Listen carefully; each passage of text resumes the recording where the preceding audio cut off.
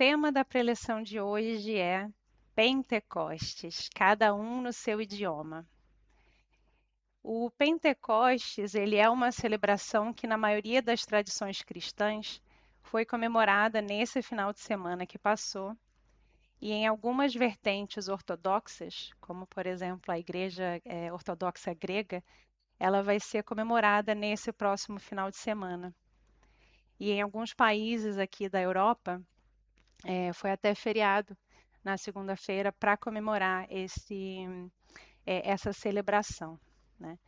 A palavra Pentecostes, ela tem origem numa palavra grega que significa quinquagésimo, já que essa celebração ela acontece 50 dias após a Páscoa. A Páscoa, ela relembra, né, a crucificação e o reaparecimento ou o renascimento de Jesus em espírito vivo. E depois que Jesus reapareceu em espírito, ele passou 40 dias com os apóstolos, ensinando ainda mais e compartilhando mais conhecimentos com os seus discípulos. E no momento que ele fez o seu retorno ao plano espiritual, ou seja, a sua ascensão, Jesus disse aos apóstolos que eles ficassem em Jerusalém, pois eles seriam suas testemunhas, não somente ali em Jerusalém, mas em todos os lugares, até lugares mais distantes da terra. E disse também que eles seriam batizados com o Espírito Santo. Segundo a Bíblia, no dia que a gente chama de Pentecostes, ou que a gente celebra o Pentecostes, o fogo do Espírito Santo tomou conta dos apóstolos, como línguas de fogo que apareceram, e eles começaram a dar o seu testemunho em diversos idiomas esses que eles não dominavam. E cada pessoa que estava ali em Jerusalém conseguiu entender tudo o que estava sendo dito. Nesse dia, os apóstolos falaram sobre os milagres de Jesus, que ele era o enviado de Deus, que ele havia morrido, mas que estava vivo em espírito. E ao presenciar esse momento, de acordo com a Bíblia, aproximadamente 3.000 pessoas se converteram e passaram a seguir os ensinamentos de Jesus. Por isso, até que muitos consideram aí o nascimento da Igreja do Cristo. Só que essa história, na verdade, ela tem uma origem bem antes desse momento, com uma outra pessoa que eu já tive a oportunidade de falar aqui um pouquinho sobre, que foi Moisés. Nesse período em que a gente celebra o Pentecostes, os judeus celebravam o Shavuot, que é uma festa da colheita, em que eles agradecem a Deus pela possibilidade do plantio, que para eles era uma consequência da sua libertação do Egito e a sua chegada à Terra Prometida. Ou seja, eles agradeciam pela possibilidade de plantar naquela terra fértil e agradeciam a Deus por essa possibilidade. E foi nessa festa, muitos anos antes, nesse dia, muitos anos antes, que Moisés recebeu a Torá e os 10 mandamentos lá no Monte Sinai. E a Bíblia conta que nesse dia, lá no Monte Sinai, foram vistos e ouvidos raios e trovões, e que o Monte Sinai ele foi iluminado com fogo, e que uma voz ditou ali e falou os 10 mandamentos. E todas as pessoas que ali estavam ouviram essa manifestação. Essa manifestação do Monte Sinai, através ali do fogo, do Espírito Santo, o fogo divino, ele representa a lei que foi dada por Deus, ali no topo da montanha, e que depois foi escrita em pedra por Moisés. As manifestações que aconteceram ali durante o Pentecostes, aonde anos e anos mais tarde, todas aquelas pessoas estavam, todos os judeus estavam reunidos ali em Jerusalém para celebrar O, o Shavuot, que aconteceu muitos anos antes, essa manifestação que aconteceu ali na época do Pentecostes, na época, logo depois Jesus, eles também foram proporcionados pela espiritualidade. Da mesma forma, vieram ventos, as línguas de fogo, que a gente no Espiritismo pode considerar que, na verdade, eram ali os espíritos superiores que estavam presentes e que, como a gente ou as pessoas naquela época não conseguiam, ou até a gente hoje em dia, né? Talvez um espírito superior a gente não vai conseguir identificar a sua forma, então eles aparecem como uma língua de fogo ou uma chaminha de fogo em cima de cada uma das pessoas. Ela se manifestou através da vivência dos apóstolos, dos discípulos. E cada pessoa que ali estava presente pôde sentir dentro deles esse testemunho. O ouvir no nosso próprio idioma, também na visão espírita, pode ser chamada ali da xenoglosia, né? As pessoas falando os idiomas ou escrevendo em idiomas que não dominam.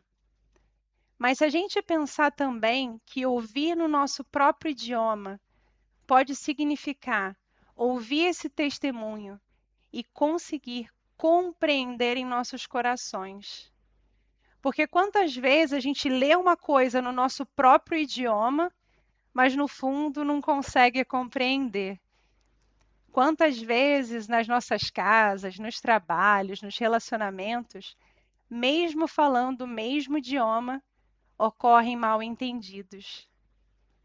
Eu falo uma coisa que é interpretada de uma maneira diferente.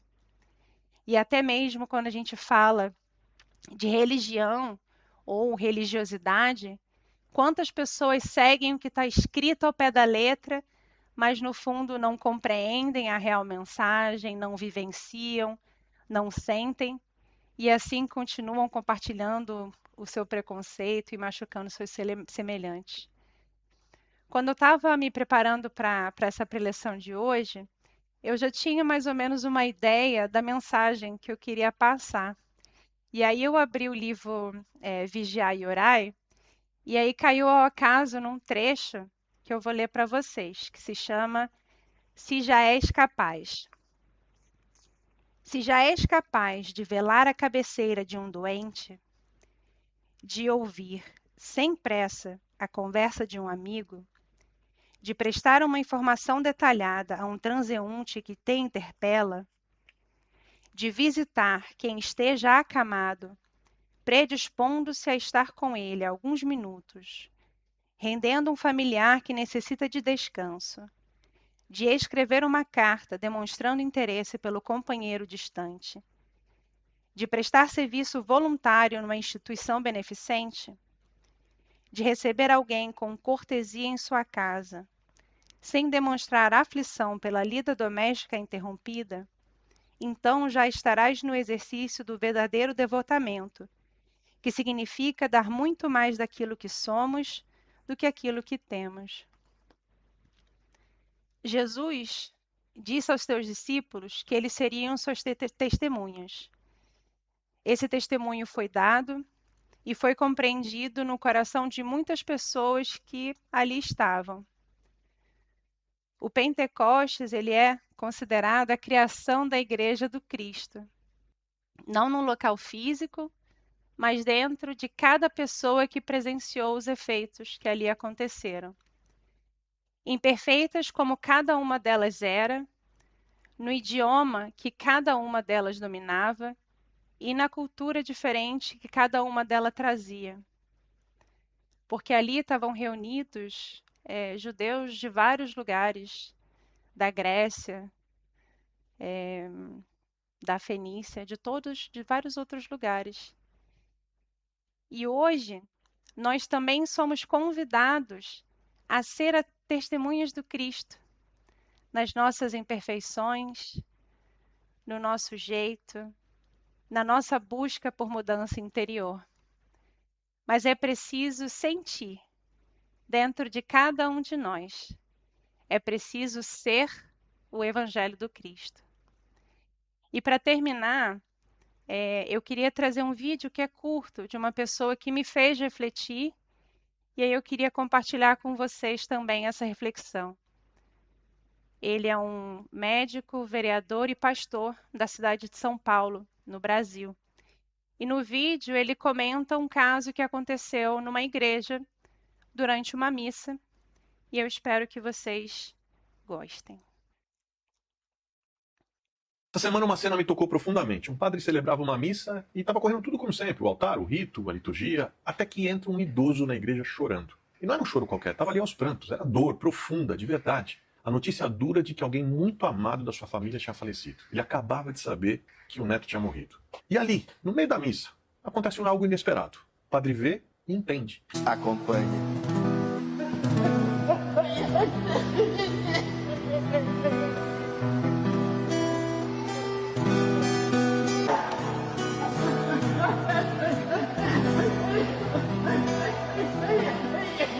Entende que naquele momento, a dor falou mais alto que qualquer rito religioso. Que o sofrimento pedia prioridade, que a vida pedia que se interrompesse a liturgia. E aí ele para. Para a missa, para o protocolo, para tudo que estava planejado. E um monte de gente nem entendeu aquele gesto.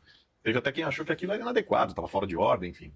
Mesmo assim, ele abre os braços, ele caminha até aquele homem, sem discurso, sem explicação, sem versículo, ele vai lá e só abraça. E talvez essa tenha sido a melhor pregação dessa semana. Jesus contou uma parábola parecida, inclusive. Um homem estava ali ferido à beira do caminho, machucado, quase morto. O religioso passa, vê a dor, segue em frente. Outro passa, também vê e continua o caminho. Até que vem o samaritano, o mais improvável, aliás, típico herói de Jesus, o herói improvável, o desprezado, que não tinha obrigação nenhuma. E ele para. E naquele dia, nessa semana, ali na igreja, o padre escolheu não ser o religioso que passa reto. Ele escolheu ser o samaritano. Ele escolheu não seguir a missa como se não tivesse nada acontecendo. E aí ele para, se aproxima, toca e abraça aquele homem. Porque o evangelho não é só algo que se proclama. É algo que interrompe a nossa agenda quando tem alguém ali ferido no meio do caminho. E às vezes, seguir o rito religioso é mais confortável do que se deixar afetar pela dor de quem está perto. A maior pregação não veio ali do altar, veio da vida. Não veio da boca, veio do abraço. Naquele instante, Jesus não foi explicado, Jesus foi vivido. Porque quando a dor entra pela porta da igreja, o evangelho não pode ficar sentado no banco. Na parábola, o samaritano virou o próximo. Naquela missa, o padre virou o samaritano. E talvez hoje a fé cristã precise menos de gente que sabe o caminho do altar e mais de gente que enxerga quem está caído no meio do caminho. A gente precisa de menos gente que conhece o caminho da religião. E naquele dia a missa foi interrompida, mas o evangelho seguiu em frente.